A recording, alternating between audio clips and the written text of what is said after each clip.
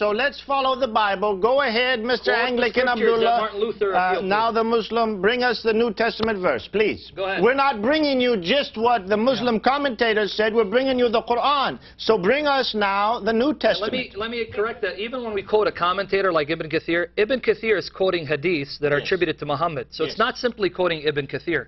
It's quoting Ibn Kathir, who says there is a tradition that goes back to Muhammad that says X, or to Muhammad's companions. And according to the so-called authentic traditions, the best generation of Muslims was Muhammad and his companions. So why don't you do the same thing and quote our most authentic sources, not Martin Luther, whom we don't believe to be infallible, and even Lutherans don't think he's infallible. Quote our source. Please give us the chapter and verse like we did with Islam. We quoted the Quran, the Sunnah, the Sirah, the Tarikh, you name it, we gave it to you. Can you do something similar? Quote the New Testament, the New Covenant, quote Jesus and his followers. We're waiting. Go ahead. Okay, you spent like 2 minutes all shouting at me. Chapter and verse. You said you have it. Please give it. Go ahead, Abdullah. Luke 14:23, which was go out into the country roads and lanes and compel people to come in that my house may be full. Can you read the context? Used it That's a parable. to Quote the justify context. Christian warfare. Quote the context. That's not warfare. You distort it and think you're going to get away with it. By the way, Mr. Abdullah, being a good Englishman, why don't you read us the English of Luke chapter 14, verse 7, which gives us exactly what this is. Go ahead and read Luke 14:7. Go ahead. No, 14:7. Don't be a one-verse Charlie. We didn't do that to your Quran. Don't do it to our scripture. 14:7 is where it starts. Go ahead. I quote, as I said, go out into the country roads. Go out into the country roads. No, Surah 14:7. Joe, let me just correct him. So he told a parable. Let me just say something. That verse 23 doesn't exist in isolation. I know that you're used to reading the Quran, which is acontextual. That particular verse, verse 23, is found in a context with verses before and after it. Don't read it as if you're reading the Quran, which has no context. That's why you have to appeal to the hadith.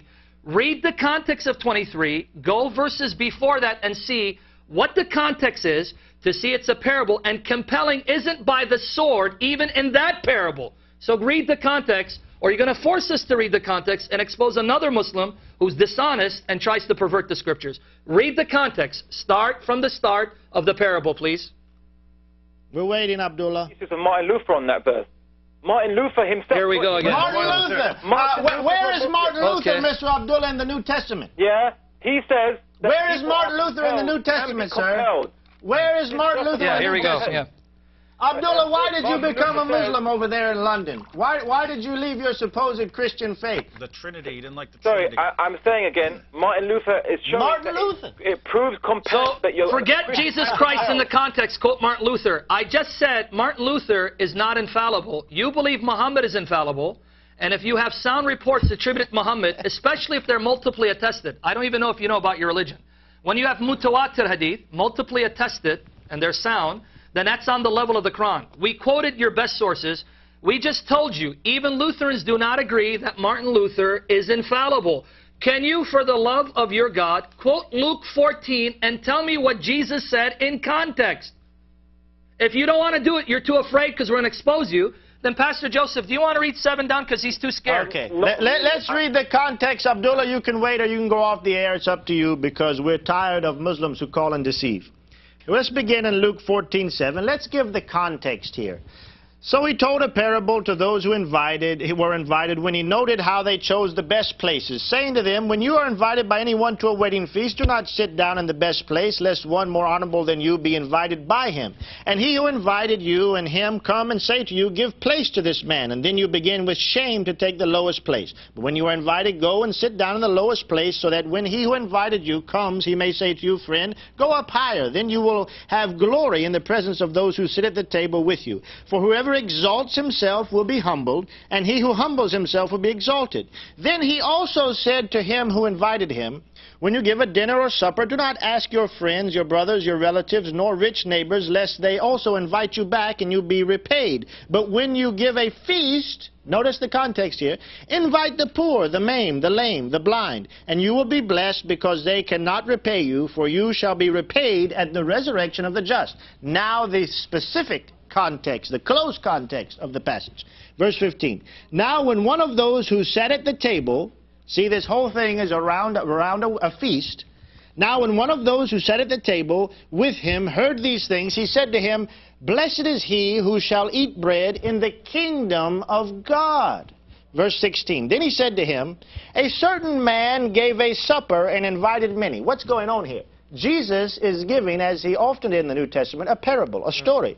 In verse 16, he says, A certain man gave a great supper and invited many, and sent his servant at supper time to say to those who invited, Come, for all things are now ready. But they all with one accord began to make excuses. The first said to him, I have bought a piece of ground, and I must go and see it. I ask you to have me excused. And another said, I have bought 5 yoke of oxen, and I'm going to test them. I ask you to have me excused. Still another said, I have married a wife, and therefore I cannot come. So that servant came and reported these things to his master. Then the master of the house, being angry, said to his servant, Go out quickly into the streets and the lanes of the city, and bring in here the poor and maimed, the lame and the blind. Let me stop you real quickly, Joseph.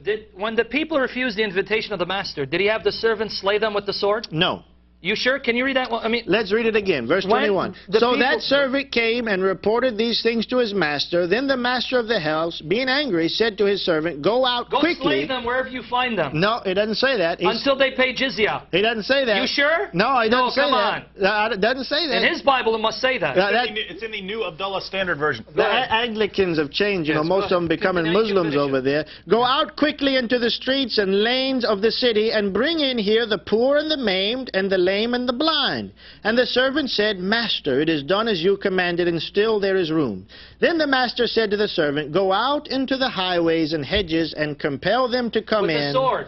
It doesn't say with the sword. Guns. It doesn't say with the sword. It doesn't say with a sword or a tank or a gun. Because he's a Muslim, he can only understand compel the way Muhammad understood it. Compel with the sword. That would make sense. Don't compel them with sound preaching. Don't compel them with deeds of love. Don't compel them by acts of charity like Jesus did.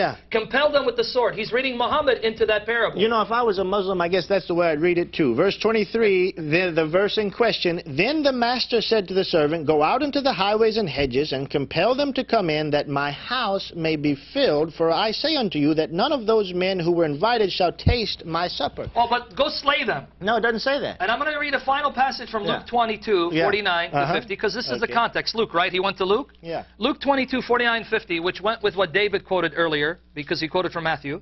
When those who were around him saw what was going to happen, they said, Lord, shall we strike with the sword? And one of them struck the slave of the high priest and cut off his right ear. Now let's see what Jesus says in 51. But Jesus answered and said, Stop, no more of this. But in the New Abdullah version, actually what Jesus meant, not right now because you're outnumbered, but when you become like Muhammad and are in the uppermost, then you can slay them. Allahu Akbar. Abdullah, are you still with us? St. Augustine's exegesis of the Bible actually said that... Here we go again. Hello? Go ahead, we're listening, Abdullah. Go ahead. He was a prophet before Muhammad. I'm not going to quote you a single Muslim exegesis on the Bible at all. I'm going to quote you pure Christian exegesis on the Bible. And St. Augustine used that particular verse, that very same verse you just used. Was St. Augustine a prophet before Muhammad? He said, if Jesus meant that everyone who used the sword died by the sword, then it was wrong because Peter did not die and he used the sword. Therefore, the only meaning by it is that a person whose first recourse to every problem is to pick up the sword, like will Muhammad, yes. probably die. Okay, Abdullah, let's just accept what you just said and what St. Augustine just said. That's fine. But this does not teach, even if what you said and Augustine said is right, it does not teach that we should go out. Once again, you are at a loss, sir, to show us one verse in the Bible, in the New Testament, that clearly teaches, or the Old Testament, that clearly teaches Christians, people of God, to go out and to spread their faith by the sword, by killing, by fighting. We're still waiting for just one verse. Actually, the situation is much worse for Abdullah because, by the way, for those who don't know who we're talking to, this is Abdullah al-Andalusi. I've had, I think, three. I've had, I think, Abdullah, three. That was pathetic. I expected more from you. I've had, I think, except I think I've had 3 debates with him. You can watch all of these debates on AnsweringMuslims.com. We've even debated is Islam a religion of peace and is Christianity a religion of peace. So you can see those full debates. But Abdullah has appealed to what he calls the argument from orthodoxy, namely, if he can quote any